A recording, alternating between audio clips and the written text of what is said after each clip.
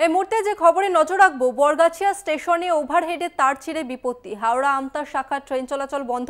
Interlocking এর কাজের জন্য বন্ধ ট্রেন চলাচল, তার মধ্যে ওভারহেডে তার ছিঁড়ে বিপত্তি।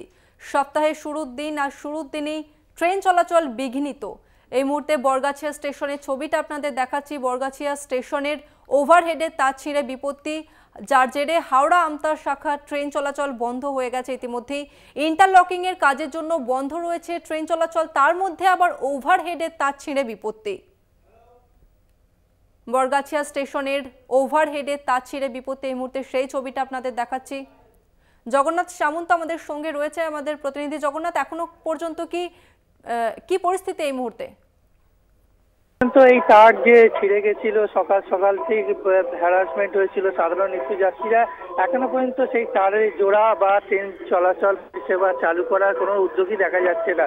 তবে বারবার অভিযোগ আসছে এই একটাই কারণে, যে এই দক্ষিণ পূর্ব শাখায় যে ট্রেন চলাচল বিঘ্ন ঘটে, খুব দ্রুততার সঙ্গে কোনোভাবেই তারা পরিষেবা দিতে পারে না। এই দক্ষিণ পূর্ব শাখা যারা কর্তারা রয়েছে, সকাল 6:20 যে তার ছিঁড়ে বিপত্তি হয়েছিল হাওড়া আমতা লোকাল, সেই ট্রেন এখনো পর্যন্ত বরগাছিয়া স্টেশনে রয়েছে।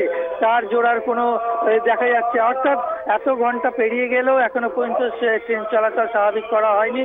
তবে যাত্রীরা ক্ষোভ দেখাচ্ছে যে সপ্তাহের প্রথম দিন তারা গন্তব্যস্থলে যাবে, বিভিন্ন কাজে যাবে, তারা তাদের অসুবিধার মুখে পড়ছে, কারণ এখানে ট্রেনের সংখ্যা কম। এই লাইনে যদি ট্রেন পরিষেবা সঠিকভাবে না দেওয়া হয়, তারা বিপত্তির মধ্যে পড়ছে, তারা বিপদের মধ্যে পড়ছে। তবে এখনো পর্যন্ত ট্রেন চলাচল স্বাভাবিক করা হয়নি। তবে রেলের যারা কর্মী, যারা কর্তারা এই ঘটনাস্থলে এসেছে, তার জোড়ার কাজ করছে। তবে এতটা সময় পার হয়ে যায়, ক্ষোভ দেখাচ্ছে সাধারণ যাত্রীরা।